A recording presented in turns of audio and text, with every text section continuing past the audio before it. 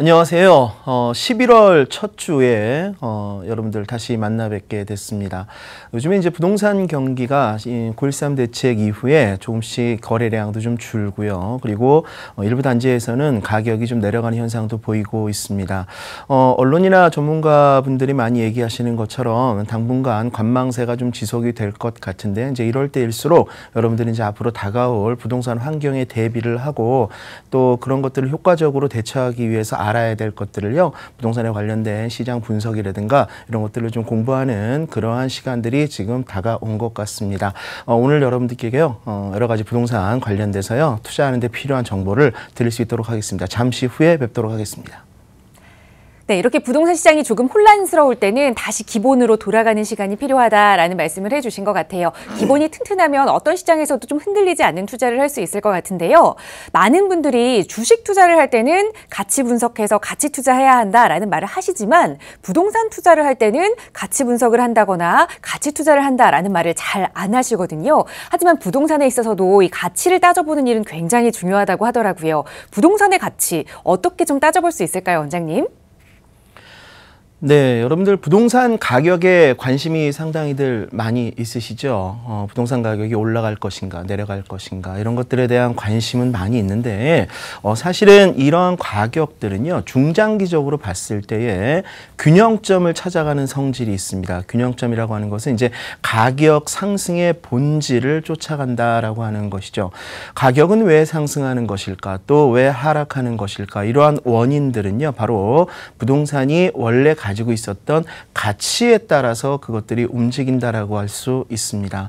이 부동산의 가치라고 하는 것은 여러 측면에서 볼 수가 있습니다. 뭐 현재 가치도 있고요, 미래 가치 혹은 내재 가치라는 말도 쓰고, 또 그리고 교환 가치라는 것도 있고 사용 가치라고 하는 것도 있습니다. 이 부동산의 가치를, 본질적인 가치를 알게 되면은요, 훗날 이 부동산이 중장기적으로 어떠한 가격까지 갈 것인가, 어떠한 가격 패턴을 그릴 것인가를 어느 정도 예측을 할 수가 있습니다. 물론 부동산이 이제 심리적인 것 아니면 정책적인 것, 이런 요인들로 인해서 단기적으로 부침이 좀 있을 수는 있습니다만, 결국에는요, 거래량이 단기간에 많으면 거래량이 없는 기간이 길어지고, 가격이 단기간에 급등을 하면 조정 장세가 길어지는 것, 이런 모든 것들은요, 바로 부동산이 가지고 있는 원칙적인 가치에 의해서 정상적으로 그렇게 흘러가게 되는 것입니다. 요 사이에 한 1, 2년 동안 아파트 가격이 많이 올랐죠. 부동산 가격이 많이 올랐는데, 이렇게 많이 오른 다음에는요, 반드시 조정기를 거치게 되고, 그 조정기는 결국에는 중장기적으로 봤을 때는요, 그 부동산이 가지고 있는 가치대로 균형점을 찾아간다라고 하는 것입니다.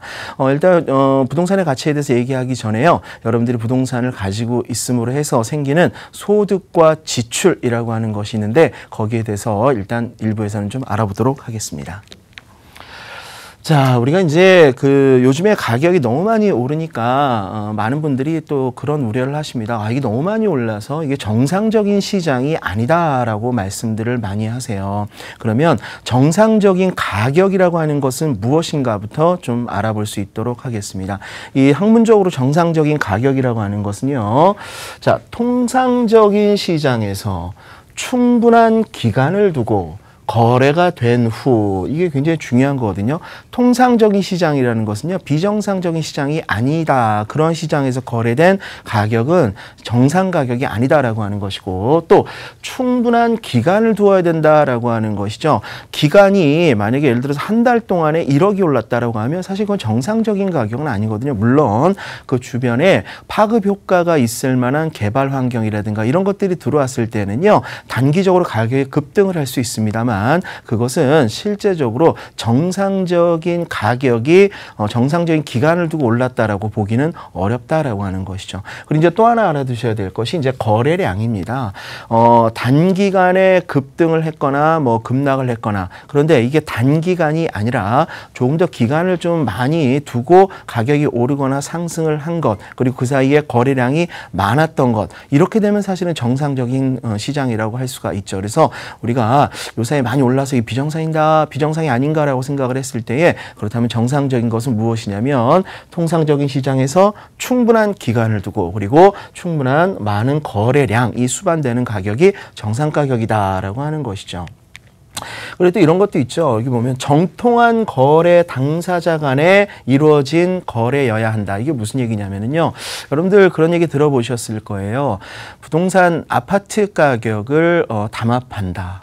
이렇게 해서 부동산 가격을요 높이 올려놓고 정상적이지 않게 올려놓는. 그래서 어떤 아파트 단지에서는 실제로 거래가 이루어지지 않았음에도 불구하고 A와 B가 서로 간에 가격을 올리기 위해서 가짜로 거래를 하는 경우가 있죠. 이것을 이제 자전거래라고 하는데요. 그러한 자전거래 혹은 다운계약서, 업계약서 이런 것들은 통상적인 거래 당사자 간의 거래가 아니다라고 하는 것입니다. 하여튼 그런 것들을 배제해야 된다라고 하는 것이죠. 자, 그리고요. 부동산의 이제 가격 형성의 원칙이라고 하는 것도 여러분들이 좀 알아두셨으면 좋겠어요. 부동산은 다른 재화하고는요, 약간 다르게 몇 가지 특징적인 가격 형성의 원리가 있습니다. 하지만 그 첫 번째는 경제 원리, 가장 기본적인 경제 원리, 가격 형성의 원리인 수요 공급이라고 하는 것이 있죠. 그래서 만약에 수요가 살려고 하는 그러한 세력들이 고정되어 있는데 공급이 많아지게 되면 가격은 내려간다. 이런 얘기는 들어보셨을 겁니다. 그리고 공급이 정체되고 늘어나지 않는 가운데에 수요자가 많아지게 되면은 가격은 올라간다라고 하는 것도 여러분들이 알고 계실 겁니다. 그러나 가격이 어느 정도 올라가게 되면 시장에서는 자정작용을 일으키기 때문에 또 공급량이 그만큼 수반이 되게 되면 다시 가격이 정상적인 균형점으로 찾아가는, 그것을 수렴하는 과정으로 들어가게 되는 것입니다. 그래서 중장기적으로는 어쨌든 균형점으로 수렴이 된다라고 하는 것을 여러분들 알아두시고, 이 또 부동산의 좀 특징이 하나가 있습니다. 부동산 가격을 형성하는 데는 특징 중에 하나가 대체 원칙이라고 하는 것이 있어요. 이것은 이제 쉽게 얘기하면 이겁니다. 내가 만약에 원룸 혹은 투룸 이런 것들을 투자를 하고 싶다. 오피스텔을 만약에 투자를 하고 싶다라고 했는데 그 오피스텔이 가보니까 지금은 없더라, 별로 공급이. 그래서 사면 괜찮을 것 같아요. 그런데 우리가 공급량을 다른 물건들을 주변에 살펴봤더니 다세대 원룸 주택, 투룸 주택이 굉장히 많이 건축 허가가 나 있다라고 하는 사실이 발견되었을 때 그것은 오피스텔을 사는데 커다란 위협 요소가 되는 것이죠. 그래서 부동산 가격 형성의 원리 중에 두 번째가 어떤 것이 있냐면요, 대체재가 있다라고 하는 것입니다. 내가 단독을 못 들어가면 다가구에 들어갈 수도 있고 아파트에 못 들어가면 오피스텔에도 들어갈 수가 있죠. 그래서 이렇게 대체물의 형태라든가 대체물의 규모 이런 것들에 따라서 내가 가지고 있는 혹은 내가 투자하려고 하는 그런 부동산의 가격이 움직일 수 있다라고 하는 바로 두 번째 가격 형성의 원리입니다. 그리고 이제 세 번째는요, 최유효 이용이라고 하는 것이 있습니다. 이 최유효 이용이 왜 중요하냐면요, 이따가 2부 시간에 제가 자세하게 말씀을 드리겠지만 쉽게 얘기해서 최유효 이용이 이런 것입니다. 주어진 컨디션, 주어진 법적이나 물리적으로 경제적으로 주어진 컨디션에 맞게 그것에 충족하게 자기 능력을 발휘하는 것을 바로 최유효 이용이라고 합니다. 예를 들어서 용적률 200%인 서울의 2종 일반 주거지역이 있다면 우리가 거기에 건축물을 올리려고 한다면 최소한 200%에 육박하는 그러한 용적률, 연면적을 늘릴 수 있는 그러한 공법적인 상태 혹은 물리적인 상태, 환경적인 상태와 그것이 비로소 정상적인 부동산 가격으로 인정받을 수 있다라고 하는 것입니다. 최유효 이용이 되지 않는데 옆에 땅하고 똑같은 가격을 받을 수가 없다라고 하는 것이죠. 한번 예를 한번 들어보도록 하겠습니다.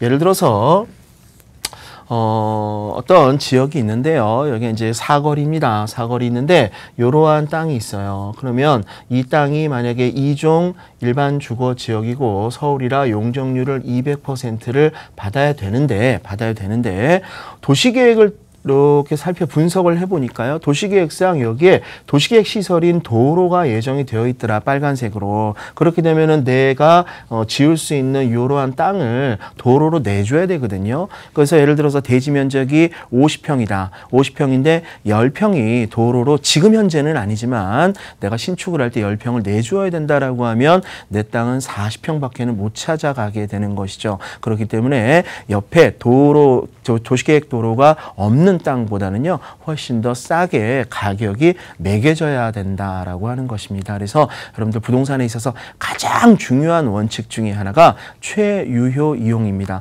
무조건 평당가가 싸다, 시세보다 싸다라고 단독이나 다가구나 나대지나 이런 것들을 구입하셔서는 절대 안 되고요. 일단 내가 토지나 단독 혹은 다가구를 매입을 하려고 할 때에는요 반드시 건축사의 자문이 필요합니다.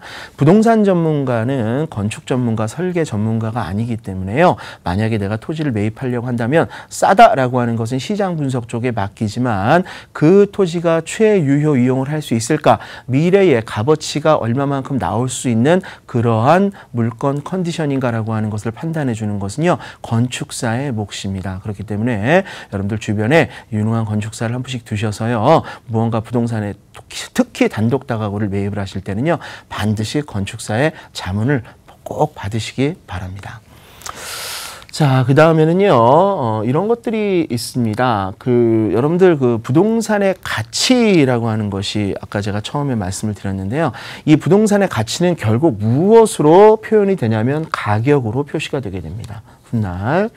그리고 이러한 가치는요 소득 나누기 환원율이다 이런 얘기를 많이 하는데요. 이게 무슨 얘기인지 이제 갑자기 산수가 나와서 헷갈리실 텐데요. 요걸 좀 말을 좀 바꿔보도록 할게요. 가격이라고 하는 것은 소득은 뭐냐면 수익이라고 보셔도 됩니다. 수익. 예를 들어서 월 50만 원씩 받는다. 12개월이면 1년이면은 600만 원이죠. 그렇게 연 소득을 얘기를 하는 것입니다. 그거 나누기 환원율이라고 있는데요. 이 환원율이란 말 좀 생소하실 겁니다. 이 환원율은요 수익률이란 말로 바꿔도 무관합니다. 그래서 결국에는요 가격은 수익 나누기 수익률이다라고 하는 얘기를 씁니다. 우리 보통 수익률 계산할 때 어떻게 하죠? 우리가 수익률 계산할 때는요 연소득이 예를 들어서 600만 원이다라고 하면 600만 원에 1억을 주고 샀다. 라고 하면 600 나누기 1억 곱하기 100 하게 되면은요 이게 이제 수익률이라고 하는 것이 나오는데 바로 이 분수를 바로 여기다 집어넣은 것이에요. 그래서 우리가 부동산을 공부를 할 때에는요 가격은 수익 나누기 수익률이다라고 하는 것과 동시에 가치라고 하는 것은 소득 나누기 환원율이다 이러한 것도 여러분들이 좀 알아두시면 훗날 좀 도움이 되실 것 같습니다. 자, 그리고 이제 레버리지에 대해서 좀 살펴보도록 할게요. 우리나라의 아파트 가격이 상당히 많이 올랐던 그러한 경험들은요 다분히 레버리지라고 하는 것을 적절하게 이용할 수 있었기 때문입니다. 이 레버리지라는 말 여러분들 많이 들어보셨을 거예요. 지렛대라고 하기도 하는 지렛대 원리라고 하기도 하는 것인데요. 무엇이냐면 내가 내 자본으로 오롯이 다 내 돈을 들여서 부동산을 매입을 한다면 자금적인 부담이 상당히 많이 가겠죠. 이러한 자금적인 부담을 줄이기 위해서 타인 자본을 가져올 수 있죠. 이 타인 자본은요 크게 두 가지가 있습니다. 예를 들어서 은행권에서 빌려오는 대출이라고 하는 것도 있을 것이고요. 대출이 아니라 대출은 이제 이자가 나가죠. 근데 이자가 나가지 않는 주거용 부동산에 있어서 보증금, 이것도 바로 레버리지의 하나입니다. 자, 그러면 레버리지에 대해서 조금 더 깊이 한번 살펴보도록 하겠습니다. 레버리지를 왜 이용을 할까요? 이것도 두 가지가 있습니다. 하나는 내가 가진 자금이 모자르거나 없기 때문에 돈을 빌려오는 것, 타인 자본을 가져오는 것, 이것도 레버리지이고요. 그리고 내가 수익형 부동산에 있어서 수익률을 높이기 위한 방법으로서도 레버리지를 활용을 하게 됩니다. 일단 첫 번째부터 좀 말씀을 드리도록 할게요. 자, 예를 들어서 A라고 하는 사람이 있습니다. A라고 하는 사람이 원룸이나 오피스텔을 하나 구입하려고 해요. 그런데 이것이 월 50만 원이 나오더라. 그럼 50만 원에 12개월이면 600만 원이겠죠. 연 600만 원이 나오는 이 부동산을 예를 들어서 내가 1억을 주고 매입을 한다라고 했을 때 600 나누기 1억 곱하기 100은 수익률이라고 아까 말씀을 좀 드렸습니다. 그래서 6%의 수익률을 가져올 수가 있죠. 그런데 이 1억이라고 하는 돈을 내가 전부 다 오롯이 다 내지 않고 타인 자본을 좀 가져와서 레버리징을 좀 할 수가 있습니다. 여러분들 그 타인 자본이라고 하는 것은 뭡니까? 타인 자본, 네 글자로 하면 타인 자본이고요. 그 다음에 세 글자로 하면 차입금이라고 합니다. 그리고 두 글자로 하면 부채라고 하고 한 글자로는 결국 빚이죠. 이러한 것들을요, 남의 자본을 끌어왔다. 여기서도 1억이라고 하는 것 중에 만약에 내가 60% 정도인 6천만 원을 타인 자본, 은행이 됐든 아니면은 개인적으로 부채가 됐던 6천만 원을 가지고 왔어요. 은행에서 예를 들어 빌렸다고 쳐봅시다. 그러면 내 자본은 4천만 원만 들어가게 되겠죠. 결국에는요, 나의 자본은 4천만 원이 들어가고, 그 다음에 원래 나오는 수익은요, 600만 원이었죠. 근데 600만 원이었는데 여기 이제 이자가 수반이 되게 됩니다. 은행권에서 보면 이것을 저당 수익률이라고 하는데요. 이자를 지출을 해야 되겠죠. 이자가 예를 들어서 저당 수익률, 즉 이자율이 만약에 3%였다라고 했을 때에 그러면은 1년에 180만 원 정도의 이자가 나갈 겁니다. 3, 6, 18이니까. 그럼 결국에 내가 NOI, 그러니까 순소득이 어떻게 되냐면은요, 대략적으로 한 420만 원 정도가 나옵니다. 결국에는 내 돈 4천만 원을 투자해서 연 420만 원이 남는다라고 하는 것이죠. 여기에다가 100을 곱하게 되면 결국 수익률은 11%, 10%가 넘는 그러한 수익률이 나타나게 됩니다. 그런데요, 만약에 레버리지를 활용하지 않았을 때에는요, 아까 이게 6%였습니다. 남의 자본을 끌어오지 않고 내 돈을 전부 다 넣었을 때 그것을 총자본 수익률이라고 하는데요.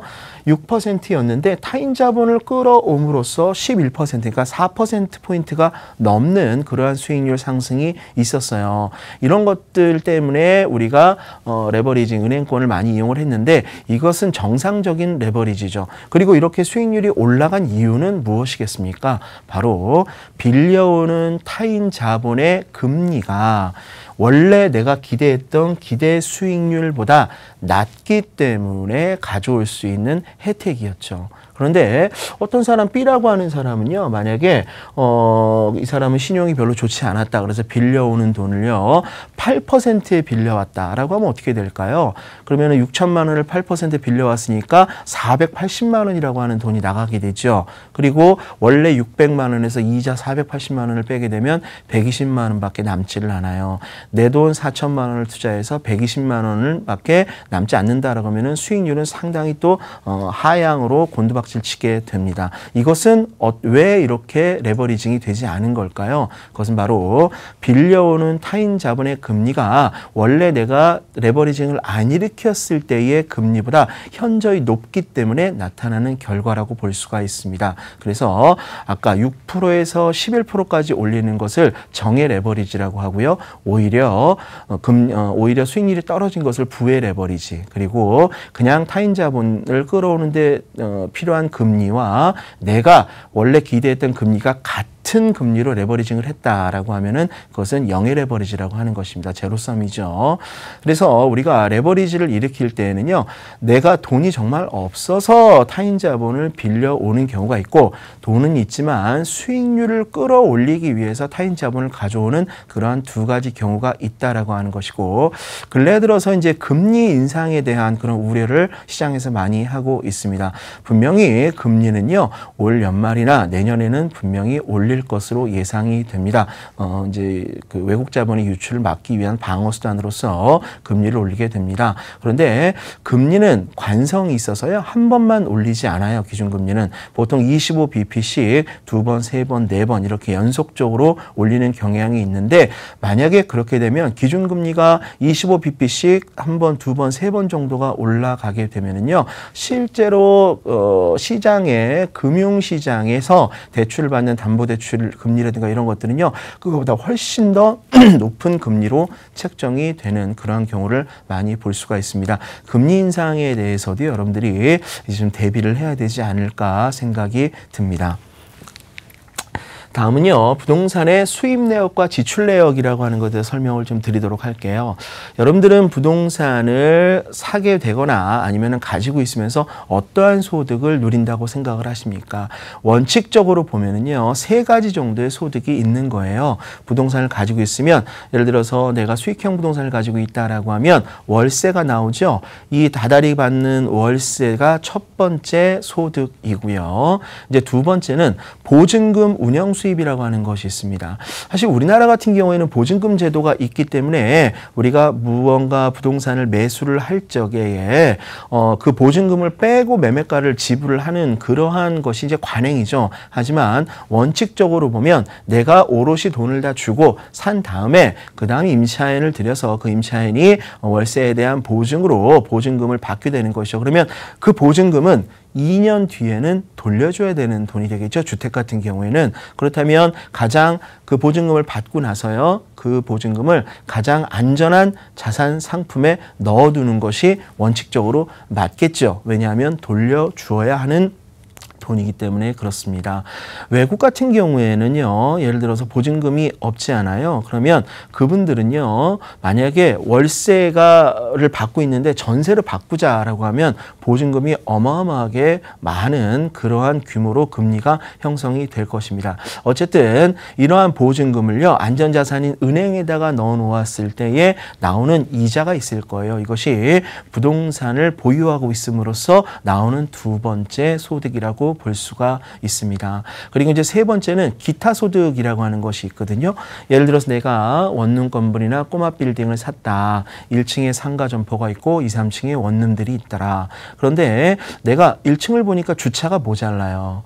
세대는 한 15세대가 있는데 주차는 상가 점포라다 보니까는 한 3개밖에 없다라고 하면 기본적으로 주인 입장에서는 주차료를 또 받을 수 있거든요. 그리고 예를 들어서 옥상에다 광고판을 설치하든가 아니면 통신사에 안테나를 설치한 데 임대를 준다든가 뭐 이런 것들로 생길 수 있는 임대인으로서의 혹은 주인으로서의 소득이 바로 세 번째 부동산 소득이 되겠습니다. 정리를 하면 부동산을 가지고 있음으로써 얻을 수 있는 소득은 첫 번째 월세 소득, 그리고 두 번째 보증금 운영 수익, 그리고 세 번째로는 기타 소득, 이렇게 있다라고 하는 것이죠. 그렇다면 부동산을 가지고 있으면서 또 지출이 되는 항목도 있겠지요.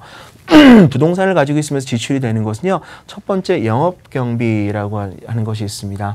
이것은 뭐냐면 내가 부동산을 가지고 있으면 기본적으로 나가야 되는 돈을 얘기하는 것인데요. 여러분들 잘 아시는 재산세라든가 종합부동산세, 이것은 이제 보유세로서 가지고만 있어도 내야 되는 것이죠. 그래서 우리가 부동산 회계를 할 때에는요, 지출 항목에서 이제 첫 번째입니다. 영업경비의 첫 번째가 되고, 두 번째는 여러분들 부동산 가지고 있으면 보험료가 나가게 되죠. 그리고 관리비도 나가게 됩니다. 예를 들어서 어떤 관리를 주차관리원이라든가 건물관리 회사가 있다면 거기에 관리 비용이 또 나가게 되는 것이죠. 그리고 여러분 잘 아시는 유지보수 비용이라든가 대체 충당금, 이런 것들은 늘 부동산을 가지고 있으면서 나가야 되는 돈이기 때문에요. 그 항목을 영업경비다라고 우리가 잡아주게 되는 것입니다. 그리고 이제 또 나가야 되는 것이 있죠. 무엇이냐면 부채서비스액이라고 하는 것이 있습니다. 이 부채서비스액은 내가 부동산을 처음에 구매할 때 필요해서 가져온 타인 자본에 대한 이자나 원금을 얘기하는 것입니다. 이런 것들은 또 매달 혹은 매년 나가야 되기 때문에요. 얘도 재산세나 종합부동산세처럼 우리가 부동산의 지출 항목으로 잡아주게 되는 것입니다. 그리고 이제 세금이 있겠죠. 부동산 소득에 부과되는 세금이 있죠. 바로 개인 같은 경우에는 소득세고 법인 같은 경우에는 법인세가 있을 것입니다. 이렇게 해서요, 부동산을 가지고 있음으로 해서 지출돼야 되는 항목을 알아봤습니다. 자, 그렇다면 이런 것들을요, 단계별로 지칭하는 용어들이 있거든요. 거기에 대해서 잠깐 살펴보도록 하겠습니다. 우리가 부동산을 구매를 하면 월세를 받게 되고 또 보증금 운영 수입이라든가 기타 수입 모든 것들이 있죠. 이러한 가능한 총소득을 PGI라고 합니다. Potential Gross Income이라고 하는데요. 그래서 이 가능 총소득, 그러나 이 가능 총소득이 전체가 다 내 것은 아니겠죠. 지출되는 이제 비용들이 있다가 아까 말씀을 드렸죠. 첫 번째 나가는 게 이제 공실 및 대손충당이라고 하는 것이 있습니다. 대한민국은 전세, 월세, 임대차를 하면서 그것이 나가고 들어가는데 필요한 최소한의 기간이라고 하는 것이 있어요. 그래서 뭐 오래 비어 있는 공실뿐만이 아니라 임대차 기간이 만료가 돼서 교대가 되는 그러한 최소한의 기간도 공실률에 들어가기 때문에 보통 우리는 공실률을 한 10% 정도로 예상을 하고 우리가 부동산을 매입을 해야 됩니다. 그것은 오피스텔이든 원룸이든 다중주택이든 다 마찬가지예요. 그래서 우리가 예상을 할 때 그래 공실이 한 10% 정도는 1년에 날 거야 라고 생각을 하고 부동산의 회계 처리를 준비를 하셔야 됩니다. 그렇게 해서 공실 및 대손 충당금이 나가게 된 다음에 나오는 것이 바로 유효 총소득이라고 하는 것이 있습니다. 이제 에센셜 그로스 인컴이라고 해서요. 이런 것들을 뺀 것을 유효 총소득이라고 하고 이 유효 총소득에서 아까 말씀드린 것처럼 영업 경비가 들어간다고 말씀드렸죠. 영업할 때 필요한 경비들 뭐 유지관리 비용이라든가 아니면은 거기 건물 관리 비용을 얘기를 하는 것입니다. 그런 것들을 빼게 되면은요. 바로 여러분들 많이 들어보셨던 NOI라고 하는 것이 나와요. 순영업이익이 나오게 되는 것이죠. 이 NOI에서 다시 무엇을 빼냐면요. 부채 서비스액이라고 하는 것을 뺍니다. 이 부채 서비스액은 아까 말씀드린 것처럼 부동산을 구매할 때 끌어온 타인 자본의 이자와 원금을 얘기하는 것입니다. 이러한 모든 것들을 빼고 나면은요. 결국에는 뭐가 되냐면은요. BTCF라고 하는 것이 됩니다. 이 BTCF는 뭐냐면 여기서 B는 비포예요. 그리고 T는 텍스고 그리고 캐시플로우를 뜻하는 겁니다. 그래서 세전 현금 흐름이다라고 하는 것을 우리가 BTCF라고 하고 여기서 이제 마이너스 세금이 나가게 되겠죠. 이러한 세금을 빼고 나온 것을 After Tax Cashflow라고 해서 ATCF라고 표시를 하게 되는 것입니다. 결국 우리는 부동산으로 남는 마지막 최대 수익을 ATCF라고 표시를 하게 되는 것이죠. 자, 여기까지 하고요. 저는 2부에 다시 만나 뵙도록 하겠습니다.